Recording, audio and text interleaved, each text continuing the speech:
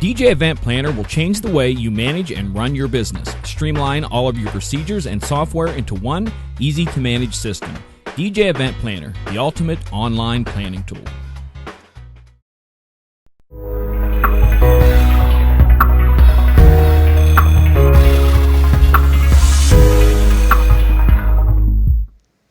Good evening and welcome to a wonderful Monday evening.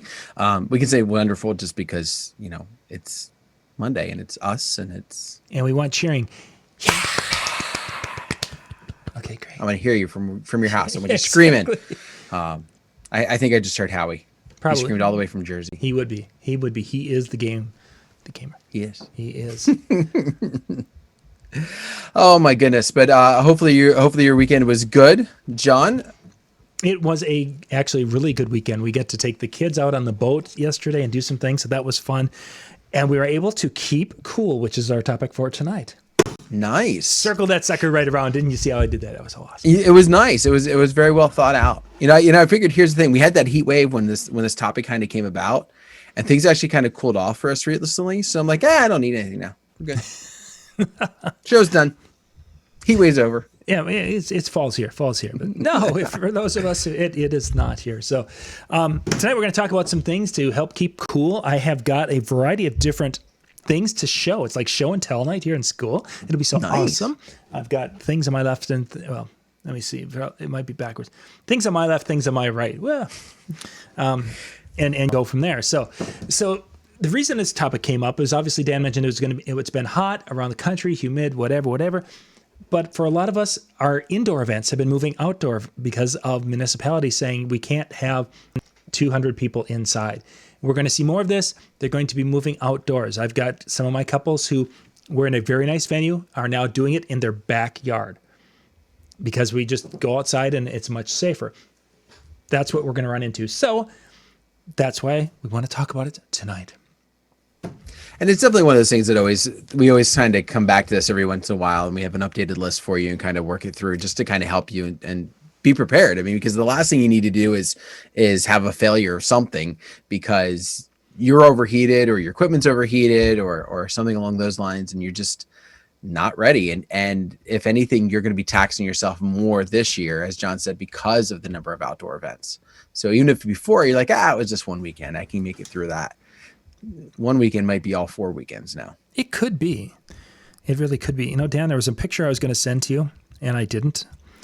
I feel bad about that. So what I'm going to do is I'm going to send that over right now, so that way you can show the picture here in a little bit. Boom. There we go. Because for those of you wondering why I'm doing it this way is because when Dan shares a picture, I can see it, he can see it, and you guys can see it. If I share a picture so Dan can see it, you guys can't see it.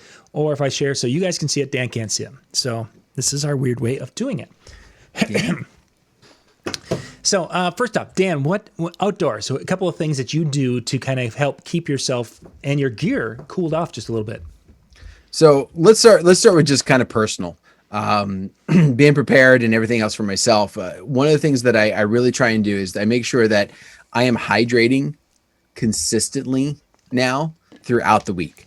It used to be, I was horrible with this. I would not really drink all that much, or, you know, I'd just drink water, or I'd be drinking a lot of coffee and just kind of really dehydrating myself. And so I've gotten to a better routine now of making sure that I'm consistently drinking a little bit all day long, so that by the end of the day, I've consumed 80, 100 ounces of water just to kind of keep that going. And then I try and avoid anything sugary or anything that's going to dehydrate me, especially the day of, just because I don't want that to come back and just bite me because of how I've been. In addition to that, and when we're talking about outfits and things like that, a lot of times I have two main suits that I kind of go back and forth with. I have a gray one and I have a black one. And they're 3-piece suits. So it's vest, it's jacket, it's pants, it's the whole 9 yards. If it's going to be a hot sunny day, that black one does not even leave my house. I will dry clean the gray one, every other day if I need to, just because I do not want to be wearing the black one in the sun. But I also have learned that if it's hot, The groomsmen are getting rid of their jackets as well. Yes. So it's perfectly capable, perfectly normal and expected that as soon as they ditch their jacket, ditch yours. And like I said, I have a vest, so I'm still wearing something cool. Going kind of a couple layers lower than that, I used to always wear like a t-shirt, like an undershirt style t-shirt. Yep. But what I found was in the past few years, especially on my hot days, I felt more overheated. I felt more just because it was trapping more heat in the sleeves and everything else. So I started going to A-frame style shirts that are designed to wick away that sweat. So even though I'm sweating, it's not staying on me, and it's still not necessarily getting to the shirt. It's getting pulled away from my body, which is ideally what we want to make sure that we're having happen. Mm-hmm. So bottom layer is, designed to take that away from you. And then, and then, like I said, I'm getting rid of the jacket as pretty much as soon as I can. As soon as I get that cue, it's gone. It's taken care of, and it's hanging on my stand. So nice. That wicking shirt compared to like a cotton t-shirt, is it noticeably cooler than wearing a cotton t-shirt? I have felt it is. Okay. I have felt it is just because again, with the t-shirt, you get your sleeves and stuff like that. All, main areas where you sweat: head, feet, underarms, and private areas. But in the underarms, when you're wearing the t-shirts and stuff like that, you've got to realize that not only do you have your button-up shirt potentially that you're wearing, but you've also got the t-shirt which is trapping that heat. So any way that you can kind of get that heat out and away from you is going to be a good option. And the wick moisturizing type of undershirt is going to help pull that away, as well as just not letting anything kind of constrict that area. Sure. Interesting. I've not tried that. That type of a shirt. I've just gone to either a cotton shirt or, dance off, pants off, shirt off, DJ, that whole thing. Who needs it? So that I'll have to look into that a little bit more, because I've seen them, but I've just never tried it. So thank you for that idea. Yeah. And I mean, you can go high tech and really get the wick moisture type of shirts, like the runner type of shirts. I'm talking more just like the A-frame, designed to be an undershirt, but designed to kind of pull that away. And also if it's, I've noticed also there's a difference if you're getting something loose fitting versus something tight fitting. The tight fitting is actually going to help you more because it's going to pull that away from you, as opposed to the looser one. You would think it would be the opposite. But the looser one just doesn't seem to do the job of an undershirt the way a tighter fit would. Somebody's ordering a t-shirt from Japan that has a built-in AC. Well, that's another idea that I would kind of throw out there. Very unconventional. When I used to be a radio mascot, they actually had a suit inside that we could stick like ice packs into. I don't know if I'd want to go that route unless we're talking an extreme day. But that's always an option, I guess. Nice.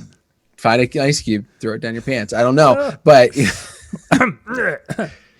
shrinkage. Oh, anyway, yeah, that'd be cold. Just at least to catch your attention. I would wake you up for a little bit too. So clothing is a big thing. What I went to, I think about 2 summers ago, as I was starting to do more, because last summer it seemed like I was outside all the time, is I went from the button downs. I was always into the black on black on black. I preferred that long sleeve shirt, and going to taking our DJ and TV shirts, the little the camping camping shirts, and I got some of those for my DJ business and went that route, just because it seemed that I wanted something black, but I didn't want to have the long sleeves, and I wanted to it was a little more open at the top. It just was much more comfortable to wear. And most of my outdoor events were less formal. The groom was in his tux and the bride was wearing a dress. But as you mentioned, they're out of those things almost very quickly, especially the guys. And most of the guests are wearing, khakis and Hawaiian shirts type of thing, and just not as formal as it once was. So that has been a huge help and benefit. And those of you that do the black on black look, I've tried that at a couple of my events, especially my indoor ones. I think that's a very classy look. Don't get me wrong, but I would experiment with, looking at some colors. You don't have to be nothing against Dan Blankowski, but you don't have to be his flashiness of colors. But I use a white button up because it's not going, even if it does get a little, damp from sweat and stuff like that, it doesn't show as some other shirts might with that. But you could even use it as an opportunity to maybe match some colors. And we've talked about, couples really kind of looking forward to something like that. If you can match, it's going to be beneficial. I would also take it one step further and look at what some business people do when they are hot in a long sleeve. It's not taking your sleeves and pulling them all the way up to your elbows. But I learned this a long time ago when I worked at a hotel where our boss was like, listen, you're wearing long sleeves. We realize it gets hot. Here's what you can do. And here's what you'll notice that some of the business people come and do. They unbutton it at your sleeves and it's just 2 turns. And you wouldn't think that makes a huge difference, but just that little bit creates another spot where air can flow in and out. And yet you still keep that nice professional business look. Maybe not as polished, obviously, as fully buttoned, but it, better than, like I said, pulling it up to your ankle or up to your elbow. Yeah, for sure. Yeah, that's when I was cooking. I had that was how we did it. Is you could roll it that twice, and then I had a button in that shirt at the time. Yeah, it looked good and did its thing, but it got it up and out of the way a little bit and made it much cooler. Yeah.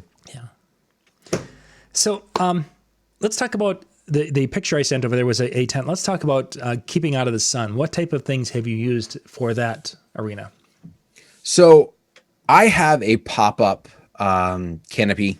I think it's a 10 by 10, if I remember correctly. I picked it up a few years ago in the idea that I needed something to cover my photo booth at the one event. I was doing an outdoor event and there was nothing. So I'm like, it can't be in the sun. It's got to have something to cover it. So I bought it for that. But since then, that's my go-to. That's my bring along. If I'm going to do a ceremony and I'm kind of out in the middle of nowhere, or I shouldn't say the middle of nowhere, but the middle of a field, I need something to protect that. So that pops up. It's out of the way. It's not. It's a tan one, so it's not like it's some bright blue or flashiness. It's try to be blending as much as possible. It's also not black, creating that heat. So nice and kind of neutral, if you will. Do you remember what you spent on that roughly? I don't. I want to say it wasn't tremendous. I want to say it was maybe $50-$60. Yeah. Yeah. It wasn't over the top, but it was definitely worth it. And I made sure that I got a decent quality one so that would last for a long time.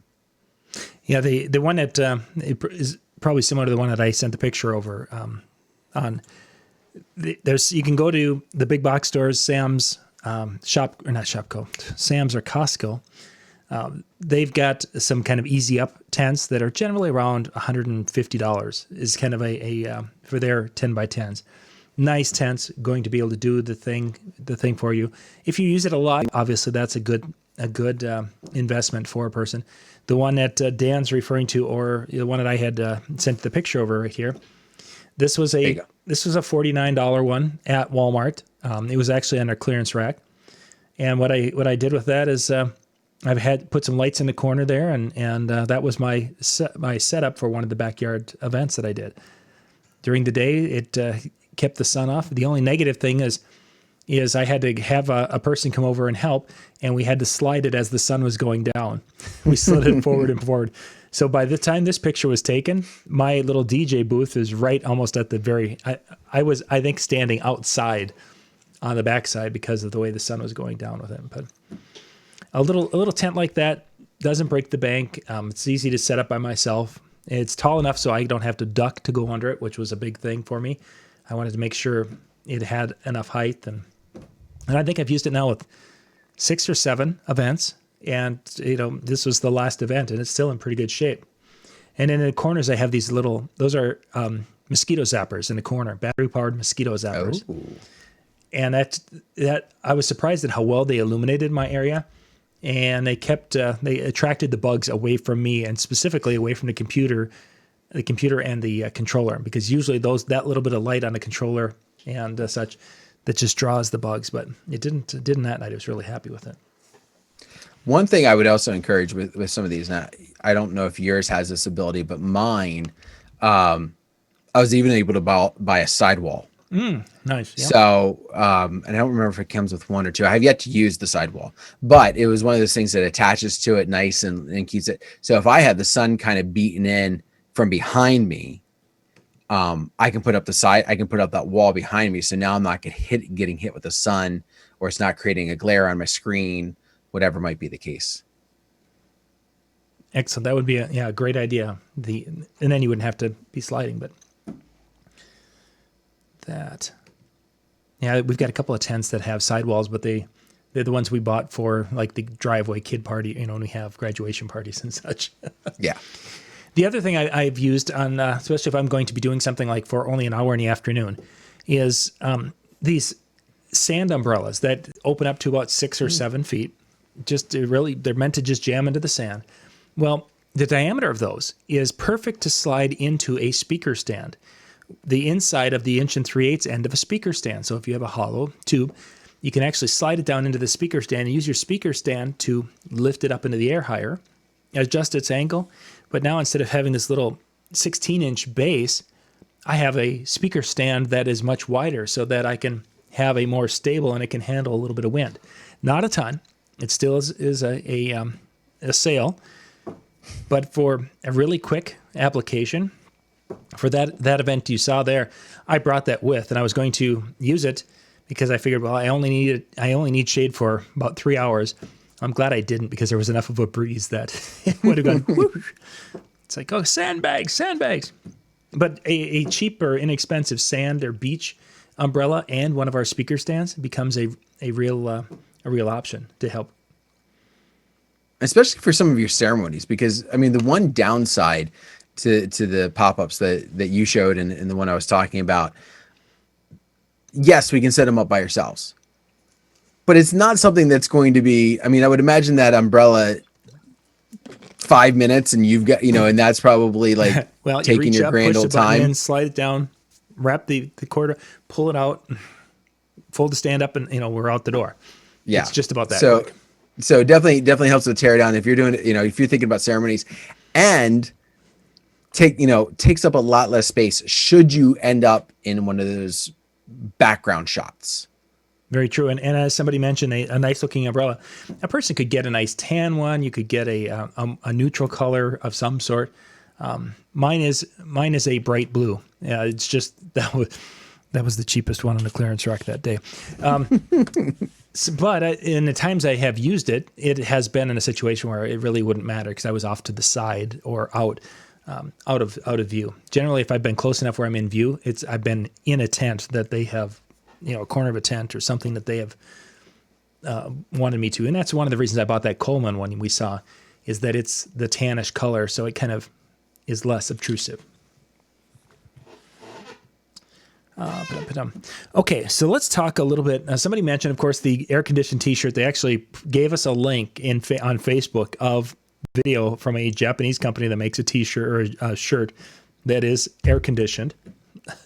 I'll have to look at that later a little bit more. But Sony has created a wearable air conditioner, is what it's called, from July of 2014 or 2019, July 24th of 2019. From the South China Morning Post is the company that put that out there. So obviously reading about it isn't, or may not be able to understand. There's some subtitles, but I'll have to look at that. But the other thing that I did not need at that particular one, but I am going to be using now as I get into my next round are, and I've done we talked about these in the past, is little portable fans. Small little fans, and I have 3 different ones that we're going to talk about. This one is one I actually featured in the past, and why I wanted to show you guys is using what I've talked about, my little battery inverters, where we can actually go and plug in. Now, why the inverter? There's times where I'm under a tent like you just saw, and I want to move the fan around, and sometimes having an inverter with a fan is the appropriate way to do it. So I wanted to turn this on, and right now this is the fan on high. You guys are hearing it on high. I'm not hearing it at all. No, now you're hearing the electric sound. There we go. There we go. So that's Yeah, that's because sometimes people are like, "Oh, the fans are too noisy." That's why we're doing a demonstration. So this is like even when you're like blowing it at the microphone, I'm not even really hearing it that so much. yeah. So This is a little that's Honeywell. definitely one that ranks up in the Honda quiet department. Now, for those who are wondering, DeWalt, Ryobi, everybody makes a little fan to run off their batteries. And again, having the ability to run a fan off batteries is very appealing. There's actually two versions of this now. There's the regular that just is the fan itself, and then there's one that will sit on a 5-gallon bucket and has a water intake that becomes kind of like a swamp cooler. We can't use a swamp cooler around us, but it could be used in the right application. So it's much noisier, and it's really not moving much more air than the other one did. You could hear it's noisier, right? Oh yeah. Okay. So Major difference. That is with all battery fans, that is a real thing, which in some situations may not be a big thing, but for myself, I don't care for it. So let's say you want your your fan to run longer. That little inverter that I had before with a big battery from Ryobi will last you. It'll last you a couple of hours. But Ryobi also came out with their 40-volt version. This is a 300-watt unit. What's cool about this one is that this is the first one that features a pure sine wave power generation device. So this is going to be completely safe for running computers and everything.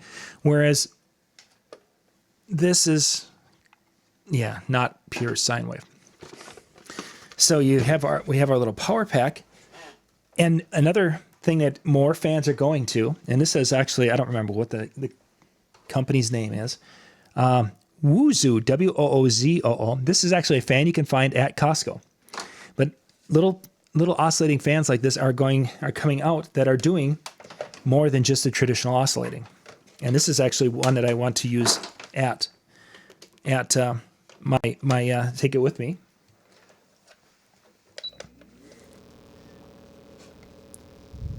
So you can hear the electric.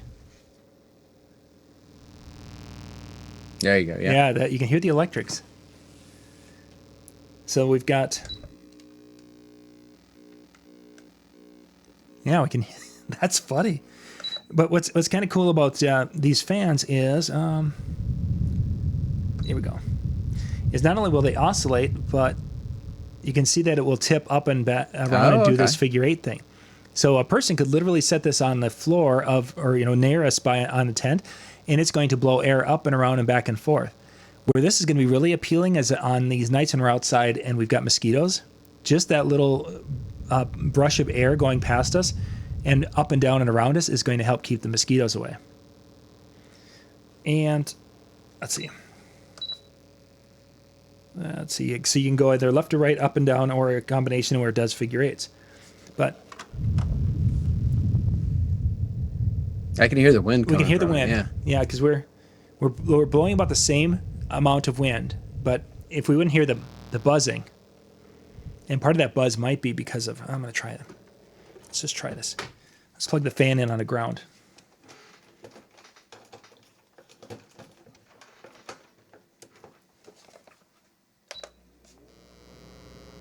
Ooh. Yeah, still getting that. Almost worse now. Yeah. But yeah, that idea of having that oscillating fan in two different directions is kind of something I'm excited to try. And if I put it on my little 4 amp hour battery, it will last all night long. Plus, I found the wrong button. Oopsie. It'll last. Actually, what I'm going to test for this inverter, I'm going to be putting a 4-speaker sound system in it, getting it set at 110 decibels at about 6 feet out, and see how long it'll run. I figured that's going to be as close to a DJ system as possible. And at a 300 watt with a big inverter battery big battery on that, I'm hoping I can get 2 hours out of it. We'll see. So just the fan idea. There's not all fans are created equal. Some are noisy. Some are going to be some that moving and oscillating of air with mosquitoes and keeping you cool could be a very appropriate thing. Well, while we're on the topic of fans, this is one we've talked about before. And I've had this in my, I've had this saved as a bookmark for so long that there must be an updated version because it's not really shown. But I'm gonna share the link that I have and we'll at least get that same idea. So this is it's hot and John's fan just isn't good enough anymore. Oh yes, the floor fans. Yep. Yeah, so this is a Stanley version, and there's you can buy a bunch of different ones, but this is something I've heard a lot of people talk about. This one, and there's a couple that are very similar. They're very quiet, considering for the amount of air that they're moving. So when you've got that extra hot day and you need something a little bit more oomph at you, this is something that I've heard different people say, even to the extent of you've got some brides that are in those hot dresses and they'll end up coming over just to still your fan for a little bit. Yep. And that's actually one of the fans. If you don't have a floor blower like that, because that yellow part can actually be pivoted around. It can be across the floor for drying the floor. It might have, there it is. There you go. Great.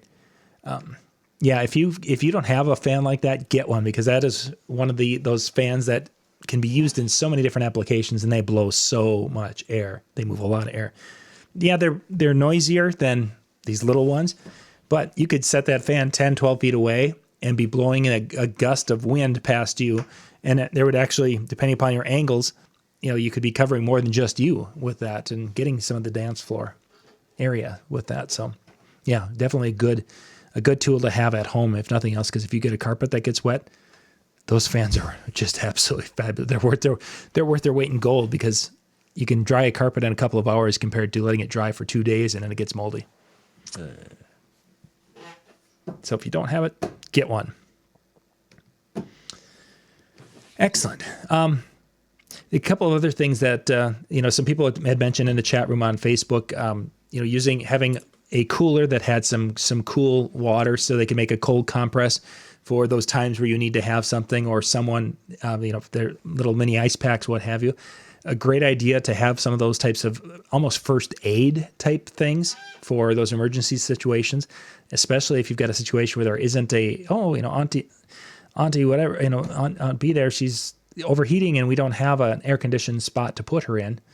Sometimes just a cold compress can really help a lot. So that would, just a good idea to have that with. I've also found that's a really good idea to have like some bottles of water that are either frozen or have been frozen that you have in your case, because when it's super hot and you're doing these outdoor events, a lot of couples, they think about having some water, but they underestimate the amount that they need. Yeah. There's been a couple that I've been at where I'm just like, I got a bottle of water in the beginning and I'm good, and I go back for another one and it's all gone. And it's either like really sugary soda or alcohol. Yeah. And it's like, and nobody's touching the alcohol because like they're that hot. And it's just like, okay. Having your own water supply when you're at those outdoor events is definitely a good idea. Yeah, for sure. That hydrating thing is probably the most important part of the whole process. Is you start with that, you can go a long way. Excellent. I think we've covered our bases. Well, there's a couple another one that I thought of. What do you got left here, eh? So the other one that I was thinking of, this isn't so much for the hot, but this is because of the sun. All right. So because again, we're talking about outdoors, if that sun's coming at kind of a funky angle, and there's a lot of devices, and I meant to look up a link and I didn't find it beforehand, but it recently came up. This idea of a computer like enclosure, for lack of better terms, almost looks like a tent for your computer, or a tent for they even make some for your iPads that actually attach to the iPad. Yep. If you you guys go out to, you do a search for computer sunshade, B&H, Amazon, a lot of people have, but the B&H is the tent one that kind of comes up to it's a cover and it kind of comes up to a peak, so you can hunker in there. Be aware though, you don't want to restrict the airflow too much, because if it's hot, you got to create that issue. But that's at least it's something that can protect the protect your vision of what you're trying to see. I mean, The not to vision, and mention you're using going to game keep modes. that direct sunlight off. If that as that tent angle, the sun angle went down, the computer was in the sun, so it's like, okay, got to move the tent that way so it can get to that point and still cover. So yeah, sunshade for that. Even some of the speakers that we have when we're putting speakers around, if you've got one that's in direct sunlight, some of the EV that have all of the DSP built into the back, the digital little window, having some kind of a umbrella over top of them would definitely be a wise idea, because sun can eat those little LED displays up, just chews them up and spits them out, and you're like, I can't see what's going on. Yeah. I lost a CD player that way once. It's like, oh, look at these displays. Look like there's bubbles in them. What am I? What's going on? I can't do anything with it. Became garbage. When we're talking about, I mean, we didn't really talk too much about gear itself. Obviously with gear, your computer might be great, but if your computer's not getting enough air because of the heat that's associated with what's going on, you're gonna have a problem. I've heard of a couple DJs in my area who recently have been doing some hot events. Everything seemed to be going well, and then the middle of the father-daughter dance went out. And of course there was backup, which was good, but I'd rather not have to even use the backup if I don't have to. Yeah, especially. So now the thing that's important to keep in mind is you want to know where the air is coming in to your computer, and for different computers it's different places. Some pull it in from the keyboards, some pull it in from the bottom, some pull it in from the back. So don't just go out and buy any type of computer fan, if you will. Figure out what your computer does and then figure out what's going to be best for that. But doing that, regularly cleaning out the intakes and the exhaust, so that way when it is blowing, it's not like constricted. MJ did a video on that because I was having problems with something recently. I was cleaning my controller, and he's sent me a link, and it's one of the videos on DJ and TV that you can for cleaning those out and cleaning out those intakes, and not just using the compressed air, but actually making sure you're cleaning without having to physically take your computer apart. So something that you should be a regular occurrence, and especially being outside where dust and dirt are more going to be a little bit more prevalent, even more so and even more often, that you need to be cleaning those out. For sure, yeah. A shop vac can be a great friend as long as you don't take the things apart and then use a shop vac on them once they're apart. That's bad. But like on computers and such, you can go to the intake side of it, and a shop vac can pull some of that dust back out. That's like on the iMacs, we can go on the bottom side. You want to suck that stuff back out that way if you possibly can, instead of trying to pull it all the way through. That becomes a problem. So always go vacuum from the intake side. Excellent. And I'll even share his other part from his video, which was something I didn't think about. You said you talked about taking the shop vac. He also recommended going to like a car shop. He didn't name any specifically, but I'm assuming like an Advanced Auto or one of those that has the detailing type of attachments to your shop vac. So you're not just taking the big old hose to it, but it actually has it gets more fine brushes and stuff like that to really kind of get in some of those nooks and crannies a little bit. Everybody have those? Huh? Doesn't everybody have those already? No. I didn't. Oh, sorry. I just thought that they had those. I mean, it's a tool. Doesn't everybody have all the tools? No. You should see my tool closet. Kind of sad. Closet. Where do you put? I mean, that's for hammers. Where do you put the screwdrivers? Where do you put the wrenches? Where do you put the power tool? It's a big closet. Oh, okay. It's got pegboard. It's good. It's got pegboard. It's particle pegboard. It's great. It'll work. It holds the stuff. It's all good. Yeah. But yeah, getting those things cleaned out. That was one of the things that was it 2 years ago or a year ago. I bought a $400 shop vac. I've never spent that kind of money on a shop vac before, but on a recommendation that this really super high-end fine, FEIN, shop vac was the best. It sucked the most of all, but it was a high-end industrial one that can just move a ton of air. And then, of course, you have the right attachments down to take that into that little crevice tool.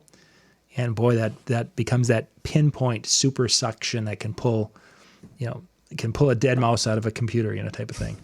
Right back out. So. Oh, my goodness. Yeah, there's a visual for you. How did a mouse get in your computer? Well, just was there. It's great. This little fan cage in there he was playing. It was great. How else do you get your computer to run? Exactly. Someone's got to power Mouse on the wheel. Okay, so we covered all of our notes. Yeah, that's what I had. Yeah, and that's I don't know if you had any extras. No, that was what I basically wanted to talk about, fans in the tent, and that was the big area. And I've got, let's see, I think I've got this week, and then we're going to have tent events, I think, for the next 4 weeks after that, doing different things, weddings and other things. So I'll be able to give you a much more thorough report on what worked and what didn't, live from the field. Well, maybe not from the field, but on a Monday night. Yeah. One of the things that we might want to think about down the road is also maybe a future show. We'll talk here. Why not? Sure. The idea of also just kind of preparing for some of these. I saw a horror story from over the weekend. Friend of mine where a flash flood basically came through. Just dumped all sorts of rain and huge puddles underneath the tent and all that kind of fun stuff. So being prepared in multiple ways, not just for the heat. I have lots of show and tells for that too. There we go. Preparing for an outdoor event with show and tell. It'll be fabulous. So, John, for any of those fans that you showed, now you mentioned about the one with the Costco. I'm sure some of the people are thinking that maybe there'd be some links at some point. Do you think down the road, if you don't have those now, you could add those? I could. I mean, really, or just list the names of them a little bit, so like that way they could. The little Honeywell fan. That was just a Walmart, probably a $15 one at Walmart. Okay. The battery tools and such, that's all Home Depot purchase stuff. And that oscillating one is Costco. 2 years ago in 2019 at the National Hardware Show, many of the Chinese manufacturers were debuting that oscillating, and then they would do this up and around and back and forth thing. That was, oh my gosh, there are probably a dozen different manufacturers of fans that were showing that for the first time at that show. Now they're starting to trickle into the U.S. market. And so Costco was one of the first ones that I saw that had one for under $100. I've seen some that were over $100, but that's too much. I wasn't going to spend that much. So yeah, I should be able to find those. I would think they're probably still there for at least another week or so. And then you'll get to the point where college kids will buy them up. And because I have a college student who's like looking at it, he's like, ooh, that's pretty nice. Yeah, actually, another week or two. I mean, Christmas stuff's going to be out. So There is that. That's true. But yeah, that one was the little remote control that comes with it. It was a Woozoo, Woozoo, with all of its fun adjustments. Maybe it was a Wazoo. Wazoo? Well, Wah would be WAH or WAA. Wooz? Woozo. Woozo. Woozoo. I don't know. Alrighty, let's see. Tomorrow night we're actually going to have 3 shows instead of 2. We're going to be starting at 8 o'clock Central, 9 o'clock Eastern. The show that we typically would do on Monday night, talking about the 10 pieces for the starting up your business, we're moving that to tomorrow night. Andy Powell's going to be joining me. Andy runs a DJ business in Iowa, and he doesn't spend any money on advertising, and he doesn't put a lot of that, but yet he's very well known in his market. And he does some things for those who are getting started and you want to find ways to get your name out there. He does a lot of things and does it really well. And he does it so quietly that he's not on anybody's radar when it comes to doing this kind of stuff. He just really does running a really successful DJ business. And we're going to talk about how to get started, getting your name out there, getting your brand out there in your market. Then at 10 o'clock Eastern, which would be typically the Brian and Jay time, that's when Ben is going to be on, because Ben's going to be a little bit later. And we're going to talk about drive-in theater, the tools you need to create a drive-in movie theater experience. As those are becoming more popular, I think we're going to see these this year, and I think you're going to see them again next year. It's just the way it's going to be, probably for a year or so. We're going to hit that topic tomorrow night. Then at 10:30 Eastern, 9:30 Central. So Ben is going to be about 20 minutes tomorrow night, and then we're going to jump in with Jay and Brian at the bottom of the hour, and we're going to talk about how to keep track of music today. Why it's even. We did the show like this last year, and we were talking about how difficult. It's even more difficult this year than it was last year, and there's just some things going on with the charts right now, and we're going to dig into that tomorrow night in our final show. So 3 shows tomorrow night. Nice. Keep them busy. That we will. Awesome.